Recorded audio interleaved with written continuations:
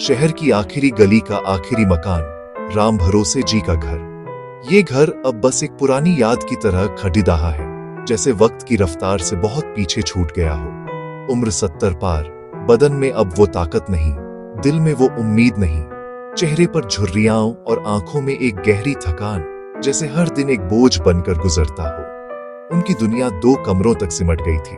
कभी ये घर बच्चों की हंसी से गूंजता था, अब हर कोना खामोश है। रात की खामोशी दिन के शोर से कहीं ज्यादा डरावनी थी। हर आहट, हर साया जैसे कोई पुरानी यादें जगा देता हो। आज भी बाहर मूसलाधार बारिश थी, हर बूंद जैसे छत पर कोई पुराना गीत गा रही हो, मगर उस गीत में सुकून नहीं, बस तन्हाई थी। राम भरोसे जी अपनी आराम कुर्सी पर बैठे खिड़की से बाहर अंधेरे को घूर रहे थे। बाहर की दुनिया अब उनके लिए बस एक रहस्य बन गई थी।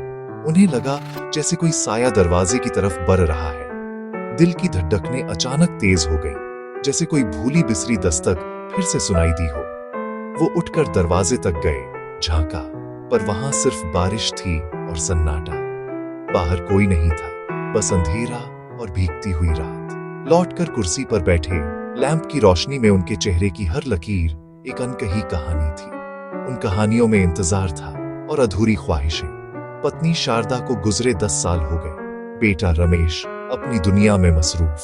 तस्वीरें ही अब उनका साथ देती हैं, बाकी सब बीते वक्त की परछाइयां हैं। अकेलापन अब उनकी सबसे बड़ी हकीकत था। हर रात ये अंधेरा और गहरा हो जाता था, जैसे हर दस्तक, हर साया बस उनकी तन्हाई को और गहरा कर देता हो। कमरे में जलते लैंप की वजह से हर कोना रहस्यमयी सा लग रहा था। उस हल्की रोशनी में हर चीज की अपनी एक अलग परछाई बन गई थी, जैसे हर वस्तु के भीतर कोई छुपा हुआ राज हो। दीवार पर उनकी परछाई बहुत बड़ी नजर आ रही थी, मानो वो असलियत से कहीं ज्यादा विशाल और डरावनी हो। राम भरोसे जी मुस्कुराए। ये परछाई कभी उनका साथ नहीं छोड़ रहती थी, जैसे कोई पुराना दोस्त या छुपा हुआ हमसाया।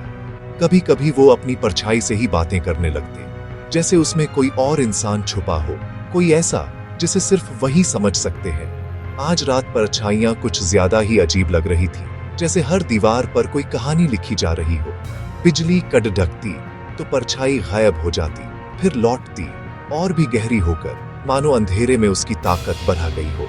उन्हें लगा ये परछाई सिर्फ उनकी नहीं, उनकी यादों और अफसोसों की भी है, जो हर रात उनके साथ जागती है। रमेश के शहर जाने की याद, शारदा की बीमारी का दुख, सब एक बड़ी परछाई बन गए थे, जो उनके दिल पर छाई रहती थी। उन्होंने महसूस किया, डर मौत का नहीं, अकेले मर जाने का है। सन्नाटा और परछाइयां दोनों मिलकर उनकी तन्हाई को और गहरा कर देते थे। लेकिन वो इतनी आसानी से हार मानने वाले नहीं थे। उन्होंने ठान लिया था, इस अंधेरे और परछाइयों के खेल में वो अपनी रोशनी खुद बनेंगे। बारिश की आवाज उन्हें हमेशा शारदा की याद दिलाती थी। हर बूंद जैसे बीते दिनों की कोई कहानी सुनाती थी, और हर गूंजती हुई आवाज में शारदा की हंसी गूंज उठती थी। शारदा बारिश में बच्चों की तरह भीगती और राम भरोसे जी मुस्कुराते रहते। वो दोनों मिलकर बारिश की हर बूंद में अपनी छोटी छोटी खुशियां ढूंढ लेते थे, जैसे दुनिया की सारी परेशानियां उस पल के लिए थम जाती थीं। आज खिड़की से आती ठंडी हवा ने जैसे शारदा की याद को और करीब ला दिया। उस हवा में शारदा की खुशबू घुली थी और हर झोंका बीते पलों की याद दिला रहा था। वो और शारदा इसी कुर्सी पर बैठकर घंटों बातें करते थे। अब कुर्सी अक्सर खाली रहती है। कभी कभी लगता जैसे कुर्सी भी उनकी बातों का इंतजार करती है। कभी कभी लगता शारदा अब भी वहीं बैठी है, खामोशी से देख रही है। उसकी मौजूदगी अब भी उस कमरे की दीवारों में बसी हुई है। रमेश के बचपन की यादें भी लौट आईं। एक बार बिजली चली गई थी, छोटा रमेश डर गया था। बाहर तेज बारिश, अंदर अंधेरा और डर, लेकिन शारदा की ममता ने सब संभाल लिया था। राम भरोसे जी ने उसे गोद में उठाया था। डर मत बेटा, मैं हूं ना। उस एक वाक्य में जैसे सारा भरोसा समा गया था और डर कहीं खो गया था। आज वही डर, वही अंधेरा अब उनके हिस्से में था, पर अब उन्हें संभालने वाला कोई नहीं था। बारिश की हर बूंद अब अकेलेपन की कहानी कहती है और यादें भीगती रहती हैं चुपचाप। अगर आपको ये कहानी छू गई हो तो इस स्याह रात में हमारे साथ बने रहिए। चैनल को सब्सक्राइब करें और इस वीडियो को लाइक करें। शायद किसी और तन्हा दिल तक भी ये कहानी पहुंच जाए। बारिश की तरह आपकी एक क्लिक भी यहां गूंज उठेगी। रात गहराती गई, खामोशी का शोर बढ़ता गया। हर छोटी आवाज, घड्डी की टिक टिक, सांसों की आवाज अब हथौड़े जैसी लग रही थी। वो किचन गए, पानी का गिलास गिरा, कांच के टुकड़े जमीन पर बिखर गए।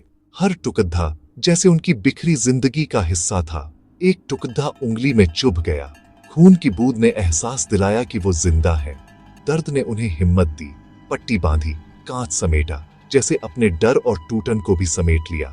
उन्होंने लैंप बुझा दिया। अब अंधेरा डरावना नहीं, सुकून देने वाला था। आज उन्होंने अपने मन के अंधेरे में उम्मीद की एक छोटी सी मोमबत्ती जला ली थी। रात का आखिरी पहर था। बारिश रुक चुकी थी, आसमान साफ था। राम भरोसे जी की आंखों में अब डर नहीं, एक शांति थी। उन्होंने तय किया, अब झूठ नहीं बोलेंगे, अपनी तकलीफ नहीं छुपाएंगे। सुबह रमेश को फोन करेंगे, सच बताएंगे कि उन्हें उसकी जरूरत है। अचानक दरवाजे पर दस्तक हुई। राम भरोसे जी चौंक गए। दरवाजा खोला, सामने रमेश खड़ा था, बारिश में भीगा हुआ। बाबूजी, कल रात आपकी आवाज ठीक नहीं लग रही थी, मुझे लगा मुझे आ जाना चाहिए। राम भरोसे जी की आंखें भर आईं। जिस सुबह का इंतजार था वो दरवाजे पर आ चुकी थी। कभी कभी खामोशी भी सैकड़ों मील दूर तक सुनाई देती है और उम्मीद सही वक्त पर दरवाजा खटखटाती है।